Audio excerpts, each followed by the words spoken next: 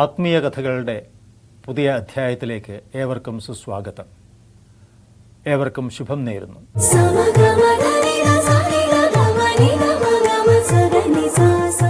ഇന്നത്തെ വിഷയം അശുദ്ധിയരുത് എന്നാണ്. ഭഗവത്ഗീത പറയുന്ന 18 പടികളിൽ 10ാമതായിട്ടാണ് നാം ഇത് കരുതുന്നത്. അശുദ്ധിയരുത് എന്ന് പറയുമ്പോൾ എവിടെയൊക്കെ അത് ബാധിക്കുമെന്ന് കൂടി നോക്കണ്ടേ. അത് പലതല സ്പർശിയാണ്. പരിസരശുദ്ധിയാണ് അത്യാവശ്യമായിട്ടും വേണ്ടത്. പരിസരശുദ്ധി ഉണ്ടാവുന്നതോടൊപ്പം നാം ശരീരശുദ്ധിയെ കൂടി ശ്രദ്ധിക്കണം. ശരീരത്തെ ശ്രദ്ധിച്ചാൽ പോരാ, ഒപ്പം മനസ്സിനെയും ശ്രദ്ധിക്കണം. മനഃശുദ്ധിയും വേണം. അങ്ങനെ വേണം ആത്മശുദ്ധിയിലേക്കുള്ള പ്രയാണം. ഇത് ഭഗവത്ഗീതയിൽ വളരെ വ്യക്തമാക്കി പറയുന്നുണ്ട്. ധ്യാനയോഗത്തിൽ ധ്യാനയോഗത്തിലെ 11ഉം 12ഉം ശ്ലോകങ്ങളിൽ ധ്യാനത്തിനിരിക്കുമ്പോൾ ശ്രദ്ധിക്കേണ്ട കാര്യങ്ങളെപ്പറ്റി പറയുന്ന ശ്ലോകങ്ങൾ നമുക്കൊന്ന് ശ്രദ്ധിക്കാം. ശുചൗ ദേശേ പ്രതിഷ്ഠാപ്യ സ്ഥിരമാസനമാത്മനാ നാത്യുച്ഛ്രിതം നാതിനീചം ശൈലാജിനകുശോത്തരം തത്രൈകാഗ്രം മനഃകൃത്വാ യതചിത്തേന്ദ്രിയക്രിയാ ഉപവിശ്യാസനേ യുഞ്ച്യത് യോഗമാത്മവിശുദ്ധയേ. ഏറ്റവും പ്രധാനമായിട്ട് തുടക്കത്തിൽ തന്നെ പറയുന്നത് ശുചൗ ദേശേ പ്രതിഷ്ഠാപ്യ, ശുചിയുള്ള ഒരു ദേശത്തിൽ, അതായത് പരിസരം ശുദ്ധമായിരിക്കണം എന്ന് തന്നെയാണ്. അവിടെയാണ് ധ്യാനത്തിനിരിക്കുന്നത്. പിന്നെ സ്ഥിരമാസനമാത്മന, സ്ഥിരമായ ഒരു ആസനത്തിലിരിക്കുക, പദ്മാസനത്തിലോ ഏതെങ്കിലും. ആ ഇരിപ്പ് എവിടെയായിരിക്കണം? സമതലത്തിലായിരിക്കണം. അത് അധികം ഉയർന്നതാവരുത്, താഴ്ന്നതാവരുത്. നാത്യുച്ഛൃതം നാതി നീചം എന്നാണ്. പിന്നെ അവിടെ ആ സ്ഥലത്ത് തന്നെ നമുക്ക് വെക്കേണ്ടത് കുശം, ദർഭപുല്ല് വിരിച്ച് അതിന് മേൽ മൺതൂൽ വിരിച്ച് വസ്ത്രം വിരിച്ച് ആ ഇരിപ്പിടം ഭദ്രമാക്കണം. ഇരിപ്പുറച്ചാലേ നമുക്ക് മനസ്സുറപ്പിക്കാനും കഴിയുള്ളൂ എന്നാണ് അതിൻ്റെ സൂചന. ആ ഇരിപ്പിൽ അല്പം പോലും നമുക്ക് അസ്വസ്ഥത അനുഭവപ്പെടരുത്. അത് മനസ്സിനെ ബാധിക്കും. അതുകൊണ്ടാണ് ഈ അന്നത്തെ രീതിയിലുള്ളതായ ഏറ്റവും സുഖകരമായ ഒരു ഇരിപ്പിനെ കുറിച്ച് വർണ്ണിക്കുന്നത്. അത് കഴിഞ്ഞിട്ട് മനസ്സിനെ വളരെ ഭംഗിയായി നിയന്ത്രിക്കണം. എല്ലാവിധ ഇന്ദ്രിയങ്ങളെയും നിയന്ത്രിച്ചുകൊണ്ട്, മനസ്സിനെ നിയന്ത്രിച്ചുകൊണ്ട് ഉപവിശ്യാസനേയുഞ്ജത് യോഗം ആത്മവിശുദ്ധിയെ, ആത്മവിശുദ്ധിക്ക് വേണ്ടിയിട്ടുള്ളതായി അത് ചെയ്യുന്നു. അതും കഴിഞ്ഞിട്ടാണ് വേറൊരു കാര്യം പറയുന്നത്. ആ ഇരിപ്പിൽ ശരീരത്തെ ദൃഢമാക്കിയെടുക്കാൻ മറ്റൊരു കാര്യം പറയുന്നു. സമം കായ ശിരോഗ്രീവം, നട്ടിൽ നിവർത്തി കഴുത്തും തലയും ഒരേ രേഖയിൽ വരത്തക്ക വിധത്തിൽ വേണം, അത്ര ജാഗ്രതയോടുകൂടി വേണം ഇരിക്കാൻ വേണ്ടിയിട്ട്. ആ ജാഗ്രതയോടെയുള്ള ഇരിപ്പിൽ മനസ്സിനെ ഏകാഗ്രമാക്കാൻ ദൃഷ്ടികൾ നാസികാഗ്രത്തിൽ ഉറപ്പിച്ച് വേണം ധ്യാനിക്കാൻ. അപ്പോൾ അത്ര കണ്ട് ക്രമീകൃതമായ, അത്ര കണ്ട് ജാഗ്രതയോടുകൂടിയ ആ ഇരിപ്പിൽ മറ്റൊന്നിനും നമ്മളെ ചലിപ്പിക്കാൻ കഴിയരുത്. എന്നിട്ട് പറയുന്നത് യഥാദീപോ നിവാതസ്ഥേ, ഇരിക്കുന്നത് ഒരു കാറ്റില്ലാത്ത സ്ഥലത്ത് വിളക്ക് വെച്ചാൽ ആ ദീപനാളം എങ്ങനെ ജ്വലിക്കുമോ ഒറ്റ രീതിയിൽ നിവർന്നു നിൽക്കും. അതിന് ഒന്നും ചലിപ്പിക്കുന്നില്ല. അത്ര രീതിയിൽ മനസ്സിനെ ആക്കണം. കാറ്റത്ത് വിളക്ക് വെച്ചാൽ അതിങ്ങനെ ആടിപ്പോവും, വേഗം കെട്ടുപോകും. പക്ഷേ അങ്ങനെ ആ കാറ്റില്ലാത്തൊരിടത്ത് എങ്ങനെ ഇരിക്കുന്നു അത്ര ശാന്തവും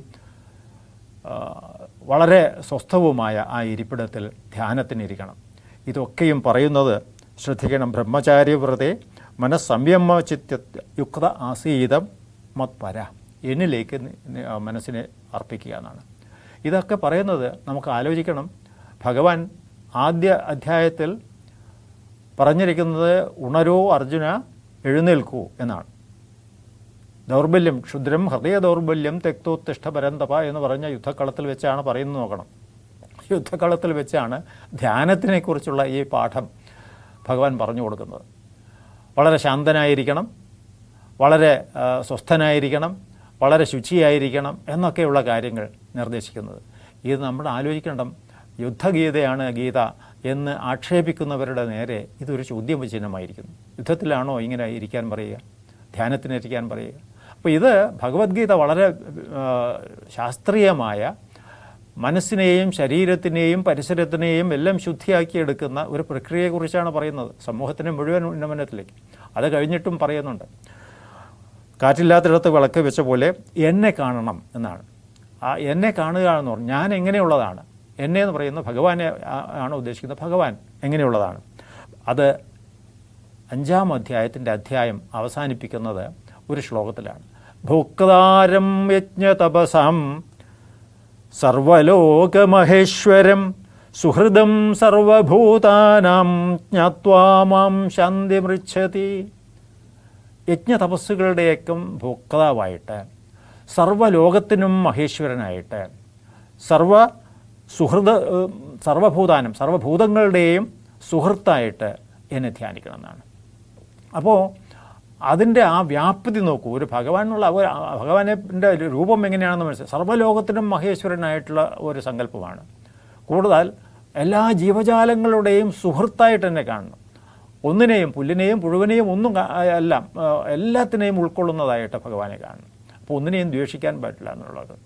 അപ്പോൾ അത്രമേൽ അതിനും അപ്പുറം വേറൊരു ശ്ലോകത്തിലെ 7-ാം അധ്യായത്തിലെ 4-ാം ശ്ലോകത്തിൽ പറയുന്നത് ഭൂമിരാപാനലോ വായു ഖം മനോബുദ്ധിരേവച എന്ന് പറയുന്ന ഒരു ഭാഗമുണ്ട്. അഹങ്കാരമിതീയം മേ ഭിന്ന പ്രകൃതിരഷ്ണത. എൻ്റെ പ്രകൃതി എങ്ങനെയുള്ളതാണ്? ഞാൻ ഭൂമി, ജലം, വായു, ആകാശം എന്നിങ്ങനെ അഗ്നി ഇവയെല്ലാം ചേർന്ന് പഞ്ചഭൂതങ്ങളുടെയും സ്ഥാനത്ത് തന്നെ കാണണം.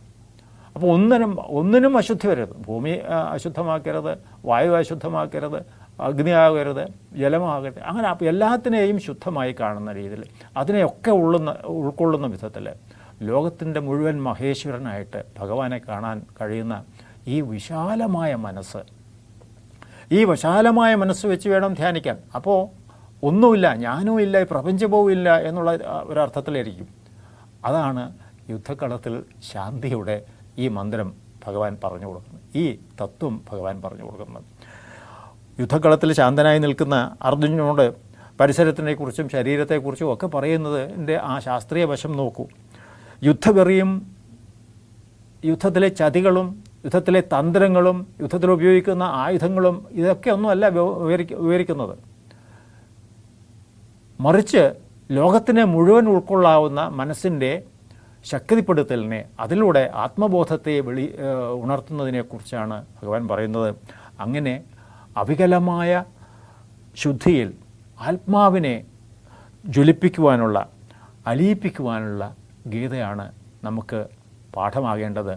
അങ്ങനെയുള്ള ഒരവസ്ഥയിലേക്ക് നമ്മുടെ ബോധത്തെ, നമ്മുടെ മനസ്സിനെ ഉണർത്താൻ കഴിയണമേ എന്ന പ്രാർത്ഥന.